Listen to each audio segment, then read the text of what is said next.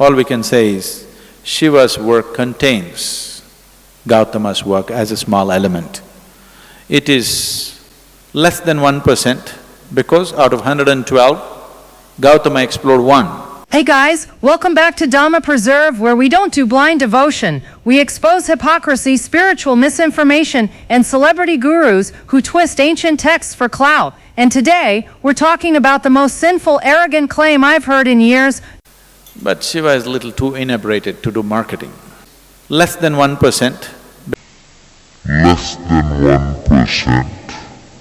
Give me a break. You heard that right. A man with millions of followers who calls himself enlightened just reduced the Buddha to less than 1% of a Hindu god who, according to his own scriptures, runs away in fear, abandons his wife, and accidentally creates a monkey god through divine, let's call it what it is, divine chaos. So let's do what no mainstream influencer will. Compare Shiva and Buddha side by side, not by feelings, but by original Sanskrit sources. Most of you have heard the clean version of Shiva's legends, polished by Western translators and modern yoga brands. Example, the demon Bhasmasura. Mainstream says, Shiva granted a boon, anyone touched on the head turns to ash. The demon chased Shiva, Vishnu saved the day as Mohini. Happy ending. Sounds like a cartoon. But here's what I learned from Sanskrit expert Mr. Manon, the version that follows the actual Puranas without sanitizing it. Shiva gives power to a guard,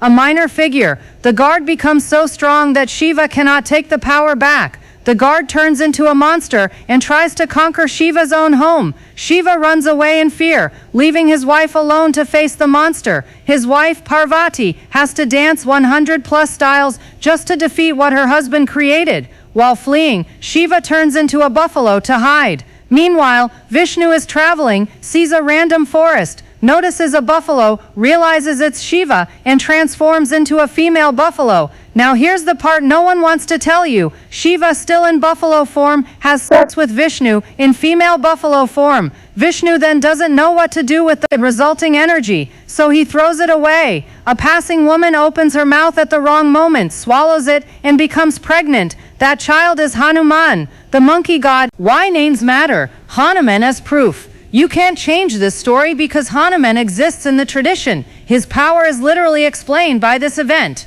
Hanuman has Shiva's strength and Vishnu's wisdom.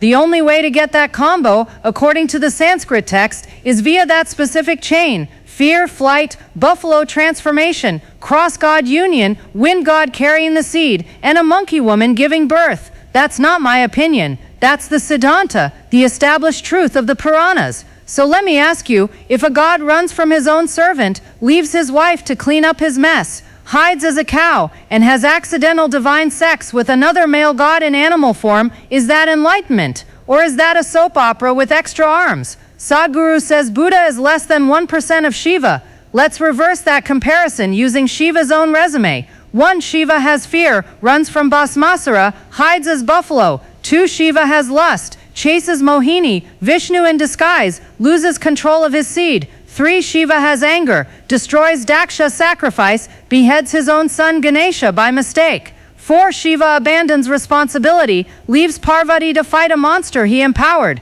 5. Shiva lacks awareness, kills his own son, then needs others to fix it. 6. Shiva's cosmic dance, sometimes a tantric party, sometimes a rage fit that burns a kingdom. That's not a liberated being. That's a dramatic, powerful, deeply confused householder by Buddhist definition, ruled by moha, delusion, lobha, greed, and dosa, anger. Now compared to the Buddha, no fear, even when a murderer comes, he walks calmly. No lust, left a kingdom, a wife, a child without looking back. No anger, forgave his own cousin who tried to kill him. No abandonment of responsibility, taught for 45 years until his last breath. Full awareness, remembered countless past lives, understood karma so precisely that he never created a single cause for suffering again. By actual Buddhist logic, Shiva doesn't even qualify as a stream enterer, let alone a bodhisattva, let alone a Buddha. Saying Buddha is 1% of Shiva is like saying the ocean is 1% of a muddy puddle. It's not just wrong, it's backwards. The real takeaway, enlightenment doesn't sell fear.